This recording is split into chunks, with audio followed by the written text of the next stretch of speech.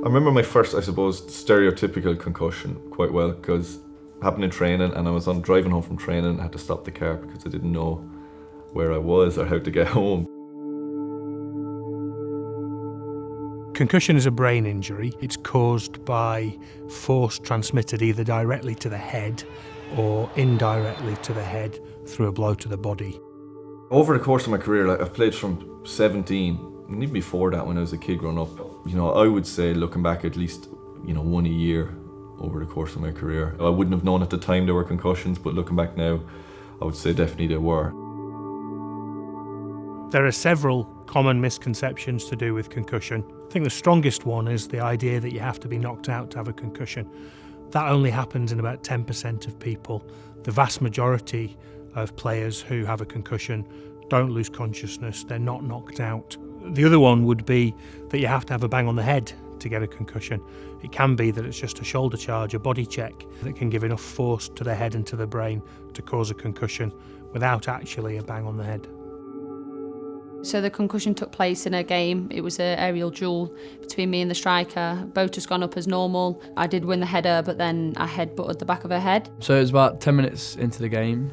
Just gone up for a header with a guy, gone to flick the ball on, and he's just come straight through me with his elbow to the back of my head, and I fell forward and smashed my face on the floor. The last concussion I had, in the last game I played was for Colorado Rapids, playing LA Galaxy, and was banged to the head on the ground, treatment, and went through the thing on the pitch with the doctor and the physio, and it was fine. I thought it was 100%. It's only after 5 or 10 minutes I started to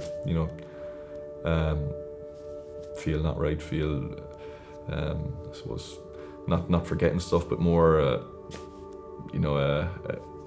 there but not there feeling on the pitch. Looking back at my different concussions, it's always the case it was delayed. It wasn't something that I would have known straight away. It took 5 minutes, 10 minutes to kick in.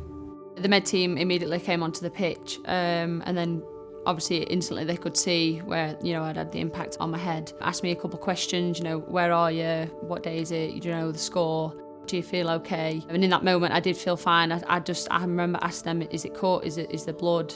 They said no blood's fine. And they said, are you okay to go back on? Because I passed all the questions, I was like, yeah, I'm fine.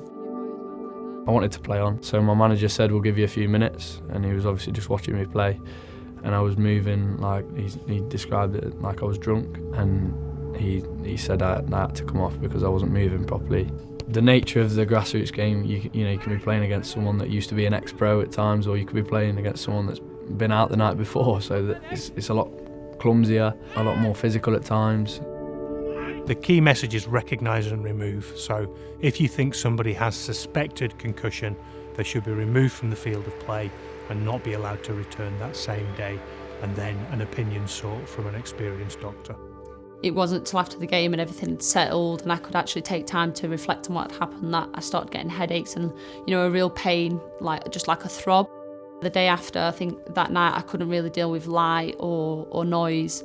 I got back and I just wanted to lay down pretty much and just rest, and it was just extra. Everything was very sensitive. The day after I did go to my GP because I was getting the symptoms of concussion. I was quite nauseous, I was being sick, I was dizzy, and he said just don't go to sleep for the next few hours because I felt really, really tired. And if the symptoms continue, you need to go to hospital to get checked out, but they didn't continue.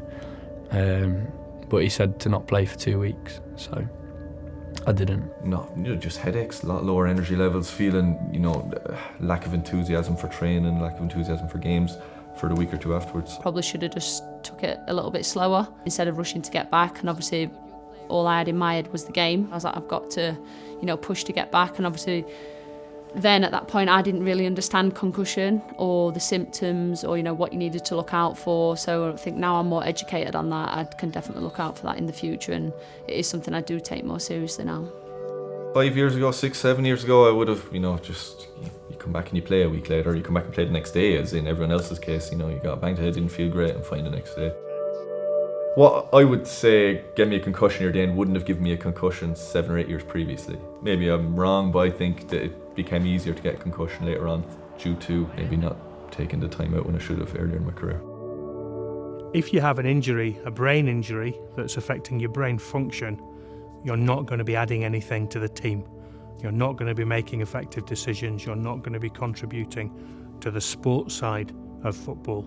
I got knocked out on the pitch for a good few seconds, and I came around and I played the rest of the game. I don't remember the game. That was, stupid. I come around on the pitch. I knew I'd been knocked out, but by the time the physio and the doctors came on, I suppose I was back to and I'm fine or whatever, and I went and played the rest of the game, didn't remember it, flew off to play with Ireland I think afterwards. But again, that was 2008, 4 or 5 years later that wouldn't be the case.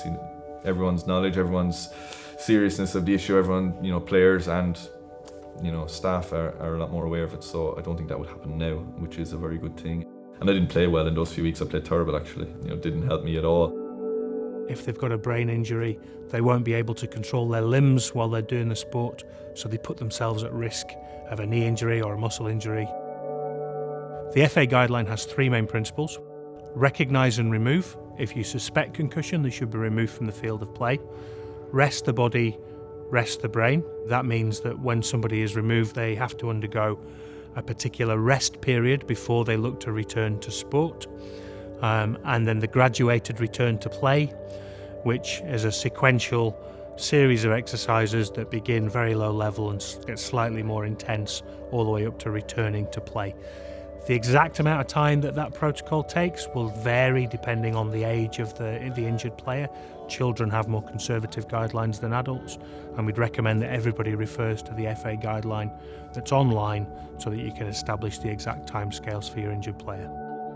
My dad, who I didn't really expect, he was like, it's a serious thing, this, Mill. It's like rest of your life. It's not just your career, it's your life itself. It's definitely something that I want to get across to people, to make sure you take care of yourself and, let the medicals do their job, even if it is you're passionate about getting back and, you want to put yourself in a better position, moving forward in the future. It could have really affected me, but, luckily I've learnt from that situation and moving forward it won't happen again. Speaking to the, neurologists and all, they said the next concussion, the problem is you get stuck with the symptoms. They don't go away after 6 weeks, they don't go away after 2 months. They could continue with you for a foreseeable future. So that was, when I decided I'm 34 and time to, take their advice. Within 2 months of finishing, I felt back to myself after the last concussion last September. Now, thankfully, I don't have any side effects. I have to be careful. Any bangs to the head now, I don't feel great straight away. Any little, knock from my son or whatever when I'm playing with him, he gives me a little bang back then I don't feel great, but it clears up very quickly. And so I'm glad that was the reason we came to the decision to retire when I did. Football is a fantastic game, but it can affect you in the long term. It is your life you've got to look after ultimately. And I think within county FAs they're doing a great job now of raising awareness of concussion, because it's not just the coaches and the medical staff that need to be aware of it, it's the players themselves. As a player and as a teammate, look out for your other teammates. If your teammate's not looking right, you can take a bit of responsibility for them and make them get off the pitch. Decision making around recognise and remove can be very difficult because there's a lot of outside pressures. Players want to play, coaches want players to play, even medics want players to play. But if you think about what we said about the player with a brain injury, they can't process information. With a concussion, they're not thinking straight, they're not thinking in a rational way. It's important that the coach and anybody else and other players and the medics all trust what they see and what they feel more than what the player is saying, because the player's not really a reliable witness if they've got a concussion. I'd just say no matter how big the game is or what situation you're in, your health comes first, and without your health there's no career anyway. Kind of just be open about absolutely everything and maybe not mention the game, maybe just focus on the moment that you're in. I really felt in America when players have concussion, it was just, his concussion is out for 2 weeks, and it was just like someone had a calf strain, they're out for 2 weeks, or a hamstring strain for 2 weeks. It's all for everyone's benefit, for players' health, for their long-term health and for their current health, to be able to go out and play better. There's no point in going out and playing next week and not playing well. Do what you're told, do what's right, and come back and you'll feel better and play better for it. If in doubt, sit it out.